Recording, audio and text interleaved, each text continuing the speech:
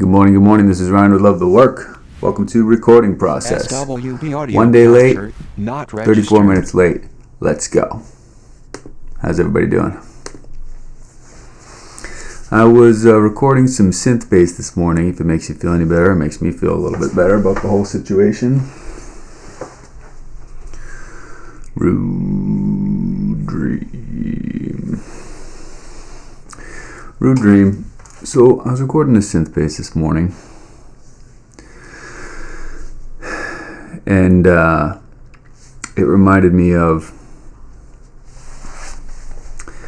the Never Enough album I'm working on, and how it sounds a lot like a couple of the tunes on there. And I'm thinking, like, is this my style? This synth bass sound? And thinking that's okay, if my sound becomes this thing for a time where it's this synth bass and a certain drum beat that I play. I mean, the thing that I was kind of concerned about is that the record's due to come out in like over a year, like year and a half. But up until then, I'm releasing like 10 singles. So I'm like, what if all the singles I release sound like the album? And I was thinking that's probably fine, because if people, the people who dig the singles are going to dig the album because it's that sound. I mean, I'm always trying to explore new sounds and find stuff that sounds new and sounds cool. But point being, I think it'll be fine. I also had Minor Blunder that is scheduled for later in the year, and I've got that one almost done. And it has that exact synth bass sound. Like, there's even some of the same bass lines. But, bass plays a certain role, and a lot of it is very similar. I suppose the same could be said of each instrument. And the more I learn each instrument, the more that I do realize that there's kind of a narrow language that you speak within, and going outside of that SWB audio makes things that don't sound not that good. They're just not as compelling. They're not as fun to listen to or play. But all that being said, Rude Dream. Let me hear where I left off with this one. This is my draft from December 11th. Oh, whoops. Let me get the dang thing paired. Let me get some Bluetooth, por favor. I played this one Wednesday on the Oxford Hill Sound. Here it comes.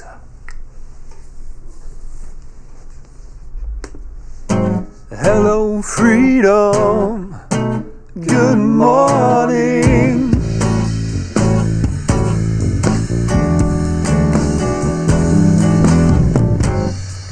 Dare to rudely dream.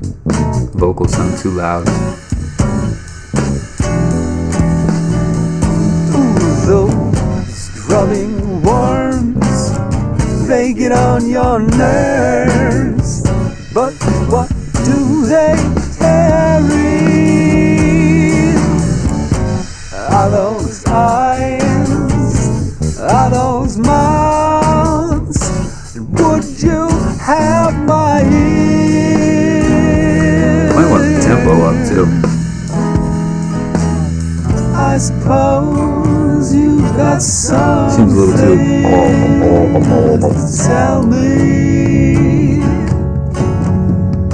A hero in peasant's garb. Under my skin, I think the tempo's gotta go up. SWB audio capture not What's the registered. Sounds a little too lazy. I can't remember if those are the drums I did in the garage here, or if I did them at work or in a studio. I think it was from the garage, because I think the drum track sounds like the first ones that I did. But I might want to up that tempo a little bit.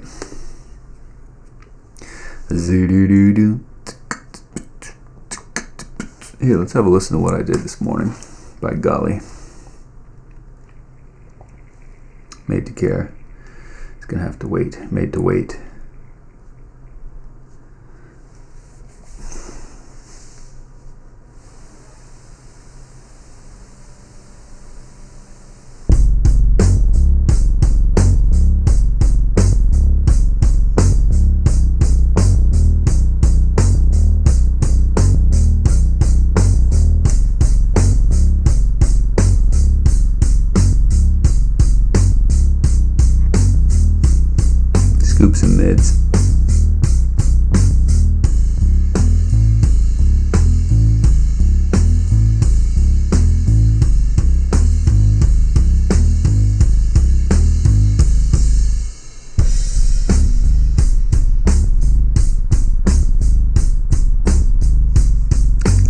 recorded the drums with the metronome, but then when I recorded the bass, I turned the metronome off and just tried to groove with the drums because they had kind of created their own feel.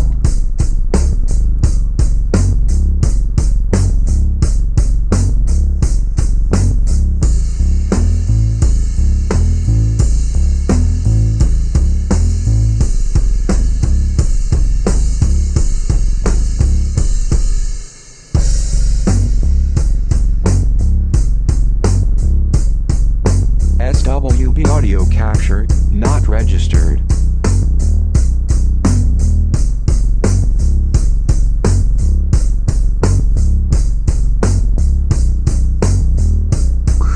Maybe I should do that C sharp up an octave. Because that F, I wonder if that's the same F sharp that's on a bass guitar.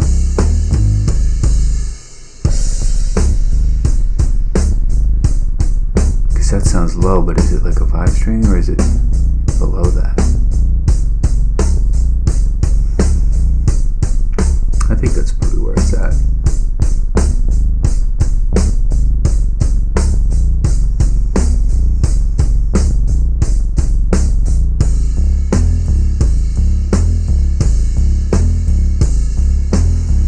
Yeah, I'm sure.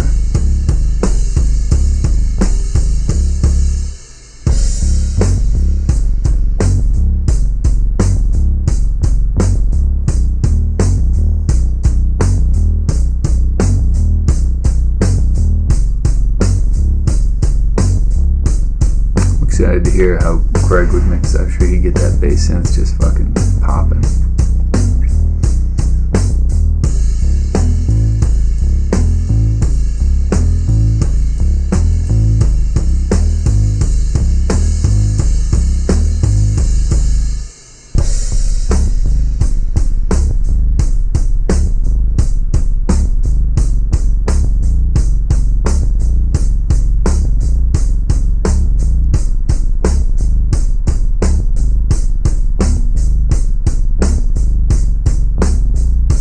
Cheddary.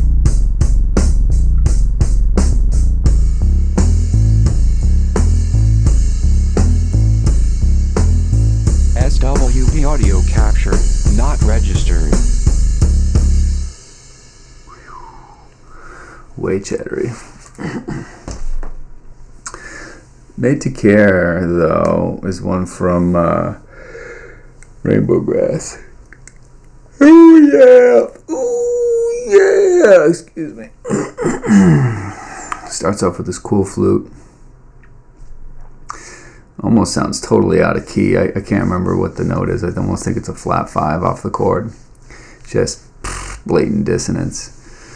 But actually, the one who just listened to the Wall Set of Ears, I want to tell you the drum mics. So the drum mics was, well, first off, it was my Ludwig Breakbeats kit. So 16-inch kick.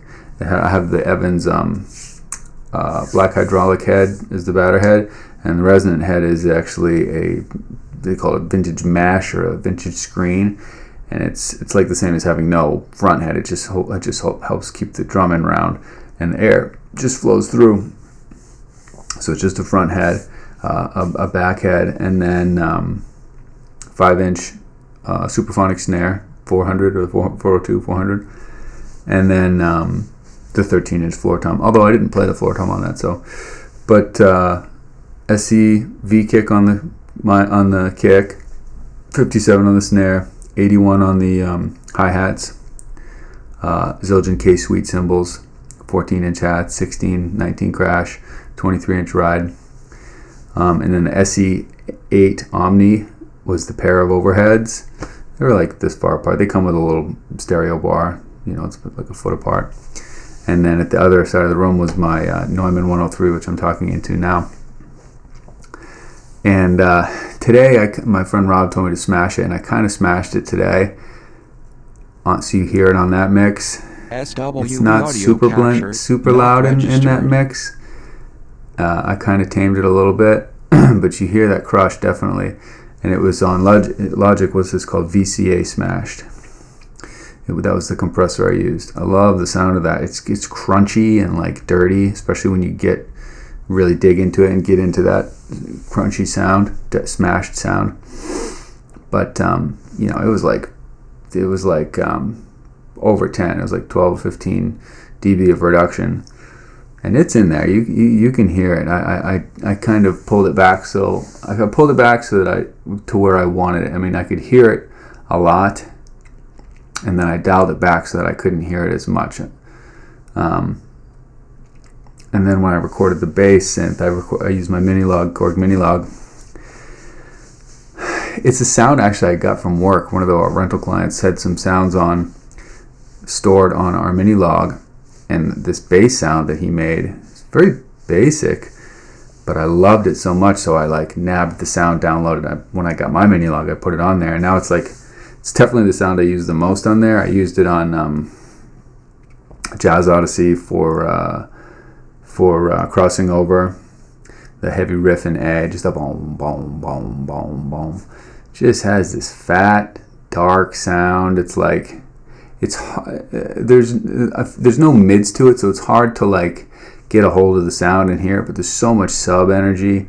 I know Craig can really make that shit pop. I use it on Kiss First as well. At the end, when the drums and bass comes in, you can't hear it super well because there's a lot going on of layers and guitars and everything, but it's there. So I'm excited to hear it on this song because it'll be so prominent, and you can definitely hear it in Crossing Over, even though personally I mastered that one. But I'm excited to hear what Craig will do with it. And I love that low range because it starts on the F sharp. The first chord changes F sharp to B, and F sharp is pretty low. It's pretty soggy.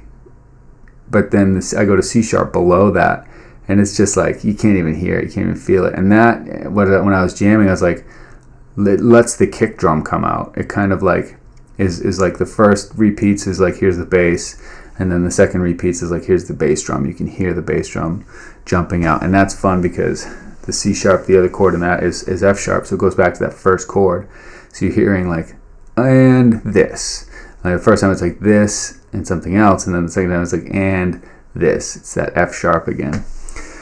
So super fun in terms of range of the instrument, composition, you know, writing each note, you know, a note is a note, but each one within the range is going to respond differently. I know people who, you know, customize bass pickups, or they spend a lot of time on their instrument. They feel, you know, you want an even sound. You want every note to sound with the same amount of energy, but they just don't. You know, every pitch doesn't have the same energy. They all have their own energy. So that's one of the fun things, especially in the lower end of the spectrum, when you're composing and recording and producing, is that each particular tone, whether it's a B flat or a G sharp, you know, or an F sharp here or here, the octave difference is a big difference, especially when you get in those lower registers. It's a big difference how much energy it carries, and will depend on your tone and how you're going to produce it. So it's just a fun thing to play with. And that's before you're even talking about the mixing of tones. You know, that's just talking about a bass guitar or a bass synth. You know, when you start adding a guitar, two guitars, guitar and vocals, you know, how do they all mix together? It's just super, super fun. But I don't know what my point was or if I made it, but Made to Care was a super fun song off Rainbow Grass. I want to listen actually because this is one I mentioned Tuesday, or one of the days this week, where, you know, the process of writing and recording in those days, a couple of years ago, I was using Mike Monday's process where, you know, you get out a demo, you get out the idea, and then when you listen in a separate session and you're listening with just a pen and paper, and you're just letting your imagination go of what ideas you could possibly do, and nothing's off limits. If you hear string quartet, you write string quartet. If you hear John Coltrane solo, you write John Coltrane solo. And you just think of all the ideas, and your mind is not blocked by anything. You know, your imagination can just run wild. You can think of any idea you want. And then when you go in the studio, that's like the doer. The thinker comes up with the ideas. The doer has to do these things. So you get in the studio and go, okay, what did my thinker tell me? String quartet. Okay, well, I don't have a string quartet, but you figure it out. You grab your synth and you do some strings, or you grab a keyboard, or you think of something that would work and fill that vibe, like achieve that thing that you were thinking in your mind. And even if you fall terribly short, it's still going to be a great idea because you trust that you were in your right mind and thinking of cool ideas in that moment. And so what you wind up coming up with, even if it's on a completely different instrument than what you intended, is a step beyond what you would have done if you had just gone in the studio and gone, okay, what do I want to do here? Because when you think in that mode, you've got a guitar in your hands or drums in your hands, you're thinking within the mode of that instrument, which is a narrow SWB audio captured, mindset not and a narrow registered. frame to try to come from and create from. In terms of recording, in terms of making a record. So that was the process I used for Made to Care. Had my demo, listened to it. Billy had recorded the bass on it on a previous version called Bitch, and I didn't have lyrics at that time, so I must have written some words to it with the same progression. And it's interesting because there's small chunks of words and then there's large chunks of just music. So one of the ideas I thought was like a little Rhodes solo spot, very short. You wouldn't even call it a solo. It's a couple of measures only. And then nice long guitar solo over a couple of repeats. So a lot of fun stuff in there. And then the flute plays the head again on a repeat. Not at the beginning and end, but like at the beginning of the second repeat. So let me show you what that sounds like.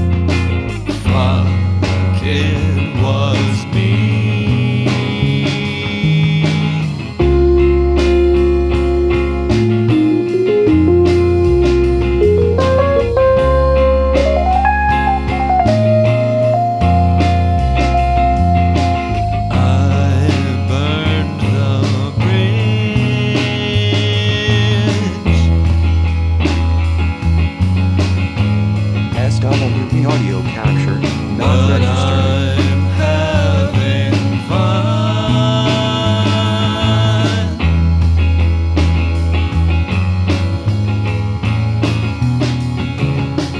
It's not what you think,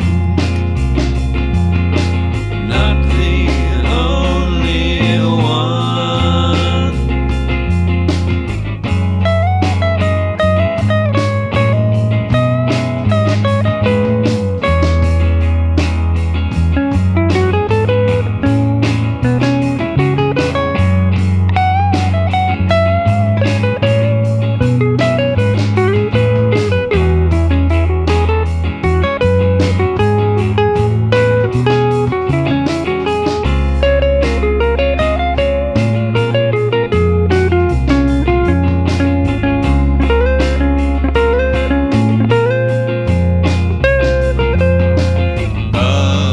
Another day,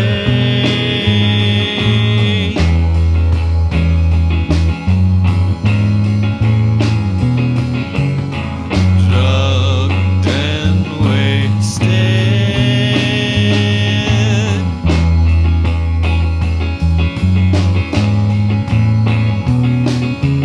but I can be made to care. Super cool. I got lost in thought during that, but a little breakbeats kit with the Sabian practice cymbals, quiet tone cymbals they call them. I borrowed a jazz bass for that song from work, and that's my harmony on guitar. Lovely juicy sound on that guitar. and the solo was my Gibson ES-175. SWV audio The captured, Rhodes not solo was registered. my Yamaha P115, which I don't have any longer. But fun ass sound, and it reminded me. I was watching the Oxford Hill Sound yesterday, and I realized my Guild acoustic right here has this woofy ass big low mid sound, and I was like, oh, I need to come up with a. Holy crap! It's this. Morning, it's good my morning. show. Trying to love the work. Welcome. I realized I need to shape the sound of that guitar. So let me hear what Tune that this sounds guitar. like. Watch this. Go, go, go, go, go. See what's on the menu this morning.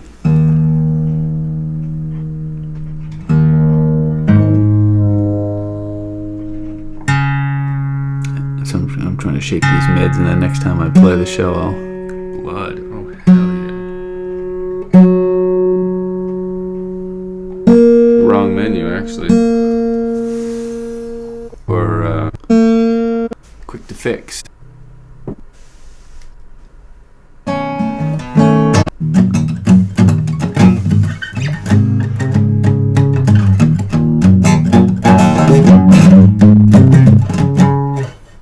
There's some suspicious facts. So it sounds like sad to see which way to go. Sound like that. Taking the open road. Like 300-400 hertz. The muscle to hustle every guy in town. Put the moves on me and now I'm Like 250? My head is bound to go. That round is too slow. Critical mass is unleashed.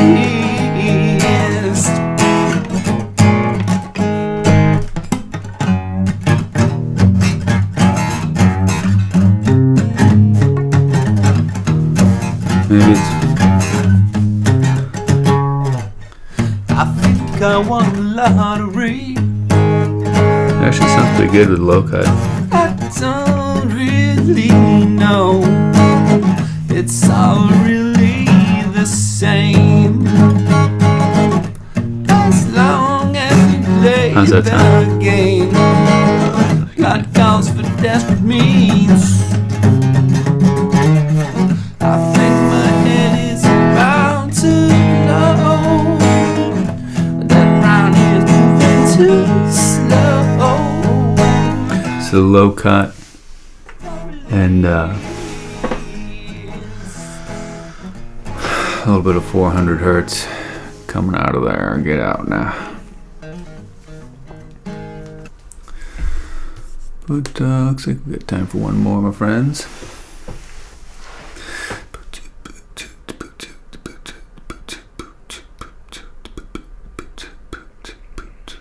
Made me laugh. Acoustic one.